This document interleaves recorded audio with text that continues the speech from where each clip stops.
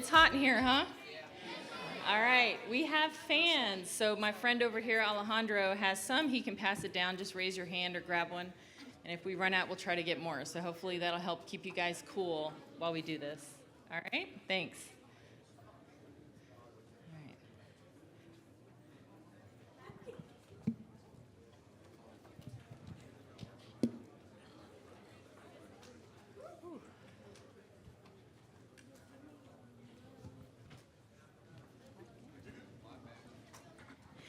All right, while you guys are getting your fans, I just want to say good morning, everybody, and thank you so much for coming to our panel talk. We are the Electrochemical Safety Research Institute, and we're actually right here on the UH TechBridge campus, so we just had to walk a building over to get here, which was awesome. I'm the Director of Communications for the Institute. My name is Tara Mullee. And I'm really excited to introduce Dr. Judith Jeevarajan. She is the Vice President and Executive Director of our Institute. And she researches the safety and sustainability of batteries, among other energy storage technologies, and she leads our Institute. I'm also really pleased to have with me today Dr. Sohini Bhattacharyya, who is a research scientist at Rice University. And she researches different materials and processes for battery recycling. So I'm here today to help facilitate a conversation about battery recycling. And you might be wondering why. The reason is that we're all walking around with a lot of devices in our pockets, using them for school, using them at home, your mobile phones, your earbuds, your laptops. But you may not stop to think very much about what's powering those, which is often a lithium-ion battery, and what you need to do with those batteries when they are done and you don't want them anymore, you can't use them anymore. How do you dispose of them? So that's what we're here to talk about today. So to get started, the panelists asked me to show a video. So this is security camera footage from a recycling facility, and it's just a quick video.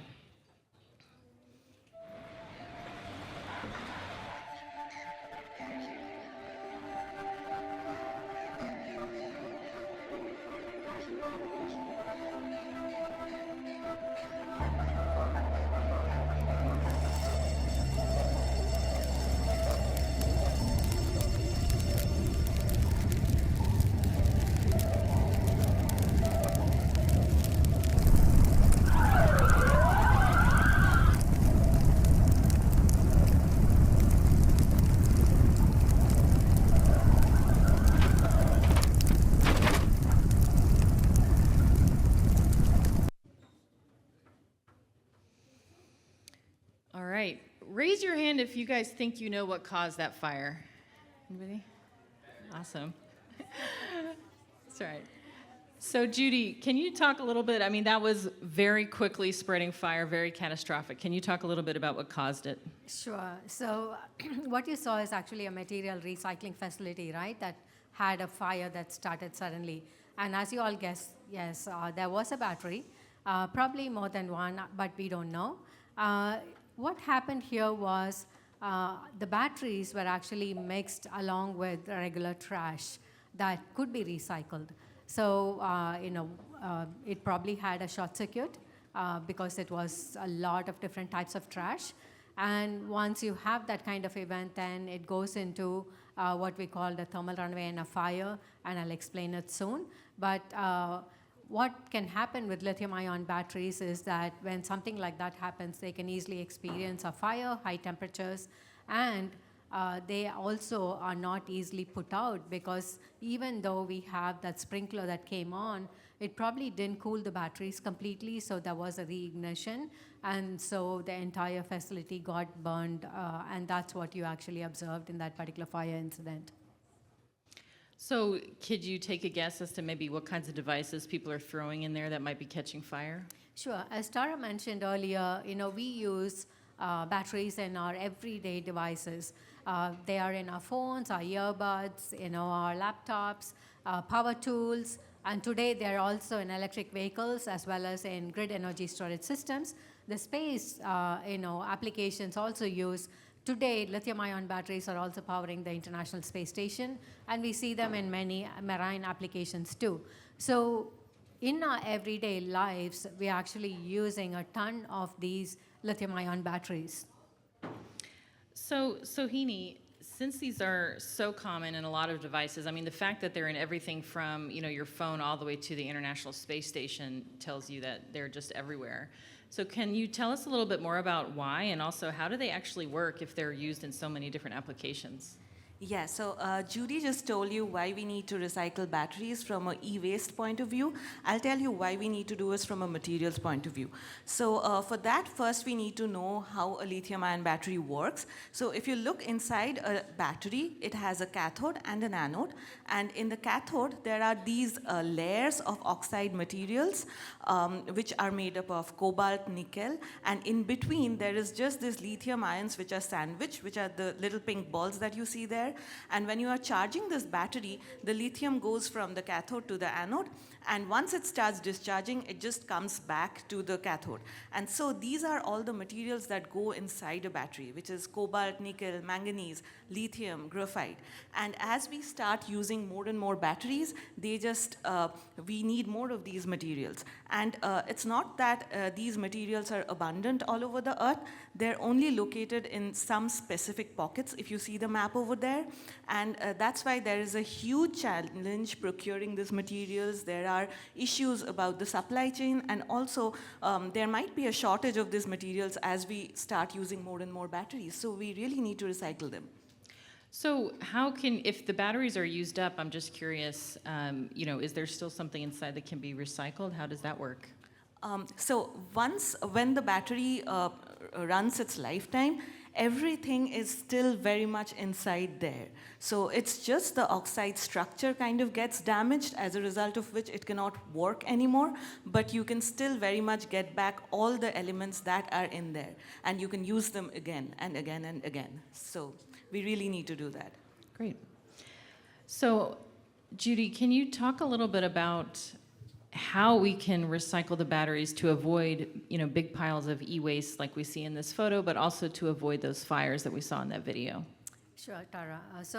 You see the big pile of batteries that have been disposed of, and as Sohini mentioned, every single one of them has those expensive elements or metals in them, and if we waste them, then we have to go back and mine our natural resources again in the earth and remove and take those expensive metals and make new batteries.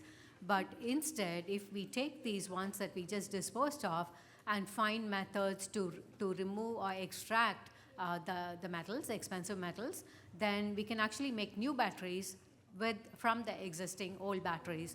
And that's one of the things that Sohini's lab does. They actually look for optimization of methods that would provide the best way to extract the metals again. Do you want to take a minute to speak about that? Yes, sure. So there are a few ways in which we can do them. So there is a method called hydrometallurgy, where you kind of take apart the battery and then you try out different solutions in which you can extract the metals and then try to precipitate them and get them out and make these oxides again. Then you can also try to put the oxide structure together without having to break the battery. That is known as direct recycling. So there are a few ways in which they may be done. And you need to check the efficiency of each and how much of the materials you can recover in each of these processes. So for maybe some of the students here and other students who want to get involved in this process, I mean, what you just described, of course, sounds, very scientific, but is there a way that they can help with this process and get involved, and how would you recommend they do that? Sure. I'll speak first, and then I'll hand it over to Sohini. One of the things that all of you can help with is actually making sure that you're recycling the batteries. There are locations where they collect these batteries, so you can take them to the location and follow the instructions that are provided to safely place these batteries in a plastic bag, seal them, and place them in the containers that are dedicated for these batteries. Some of the locations will probably tell you to recycle lithium ions separate from other battery chemistries. So make sure that you follow those rules. But some of the recycling companies actually take all batteries and then they sort it out in their facility. But in general, we would recommend that you place them in individual plastic bags that are supplied by these organizations. And if you actually go to this website, Be Nice to Your Device, you can get a lot of materials that even tells you which location has a recycling facility that is near you. But in general, what I would say is, take the message of, recycling, so you can have a safer as well as a more sustainable future, where you're not going to, remove resources from the earth, but you're using what you have. And that not only is a safety, because now you don't have these batteries in trash compactors where you can cause a fire, and they're not in the trash landfills where they can also cause a fire. But you're actually making use of the process of recycling, and you're removing the expensive metals and reusing them in building new batteries. So that's a message you can actually take to your friends, family, and the community, and talk to them about the importance of recycling. And Sohini, you wanted to add a few things? Yeah, I would just like to say that as a community, we have a lot to do in this, because if we just collect the used batteries, that could help a lot of recyclers get the essential materials back from them. And that would ensure that we keep getting more and more batteries manufactured. And that would also help us in using all these cool gadgets that we are all so used to using. So yeah, we just need to make sure that we do that as a community. Thank you so much, Sohini and Judy. And so later when y'all go out that door, if you walk down, you'll see on the right, we actually have a booth here that has a lot of examples of devices and a lot more information about how you can help to recycle the batteries and how you guys can help to do that. So yeah, thank you so much.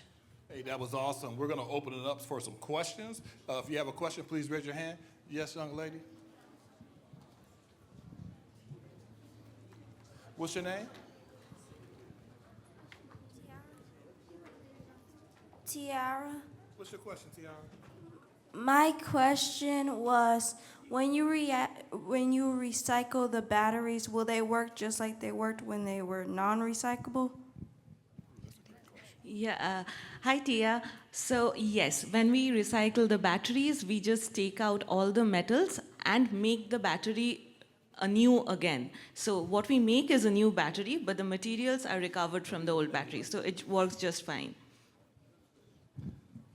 Next question. What's your name, sir? Luther. When you recycle the batteries, at some point in time, don't they just deplete if you keep reusing them? Yeah. Are you talking about the life of the battery?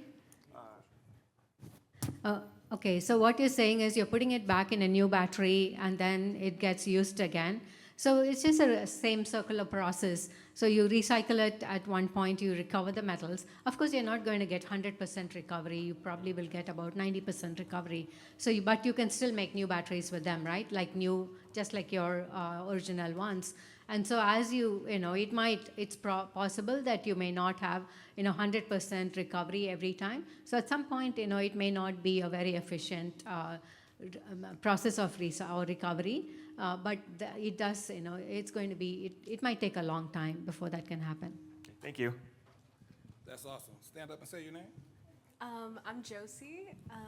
This is something I've always wondered. On YouTube, I'll see these people that'll open up older model phones, but before they open it, they assess it to see how it looks. And I always see that the batteries inside it are always puffed up really bad, and I never really understood the reason why they would puff up. So those are the pouch format batteries. So when during the life of a cell, there are side products that are formed like gases, because electrolyte is a liquid electrolyte. So there are gases formed inside which causes that puffing. It also causes the degradation of the cell itself, which is why it's not working as well for them, and they want to replace the batteries. It's just a process for the life of the battery. So that's something that cannot be avoided. Unless you have a really strong restraint, which is what they usually have, right? With the phone casing, it has a restraint, but once a restraint is taken, the cells do puff up. Oh, okay.